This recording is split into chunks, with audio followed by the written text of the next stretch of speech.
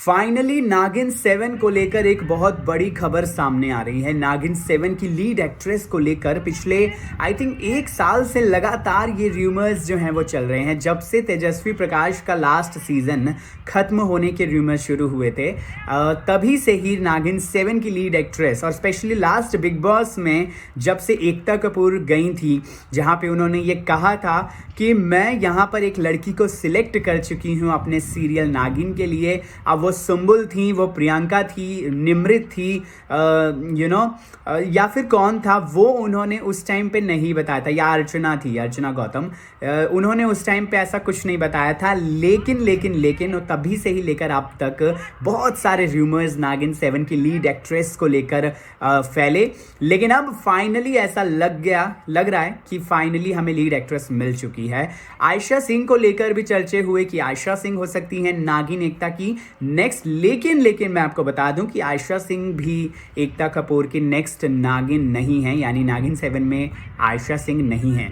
अब कौन है नागिन 7 में? क्या वो प्रियंका चाहल चौधरी हैं या फिर वो सुंबुल तौकीर खान है? अब आप कहेंगे कि सुंबुल तो अभी अपने शो काव्या को कर ही रही हैं, तो सुंबुल कैसे हो सकती हैं? लेकिन अभी वेब सीरीज की शूटिंग तो प्रियंका चाहल चौधरी ने भी शुरू कर दी है, तो अब आपका इस लॉजिक के हिसाब से तो प्रियंका भी नहीं हो सकती हैं। लेकिन मैं आपको बता दूं कि अगर कोई भी लीड एक्ट्रेस फाइनल नागिन 7 के लिए हुई है तो डेफिनेटली एक तो उनके जो करंट प्रोजेक्ट्स हैं वो रैप अप करने के बाद ही शूटिंग नागिन 7 की शुरू होगी। लेकिन चलिए आप इसको बता ही देते हैं कि फाइनली वो कौन सी ऐसी लीड एक्ट्रेस है जो नागिन 7 के लिए अब लगभग फाइनल हो चुकी है, यानी ऑलमोस्ट फाइनल हो चुकी है। प्रियंका चाहल चौधरी अभी वेब सीरीज़ की शूटिंग स्टार्ट कर चुकी हैं। वो भी एकता कपूर की ही वेब सीरीज़ है जिसमें वो तुषार कपूर के ऑपोजिट नज़र आएंगी। इसलिए प्रियंका चाहल चौधरी के चांसेस अब बहुत कम हो चुके हैं नागिन करने के। सिमिलरली सुंबुल तौकीर खान भी नागिन नहीं कर रही हैं क्योंकि सुंबुल अपने सीरियल काव्या में बिजी हैं। जो उनकी डेट्स हैं वो निकल जाती अगर आप सीरियल को देखिए, एक्सटेंशन मिलने पे डिपेंड करता है। लेकिन सुंबुल तौकीर खान नहीं है एकता कपूर की अगली नागिन।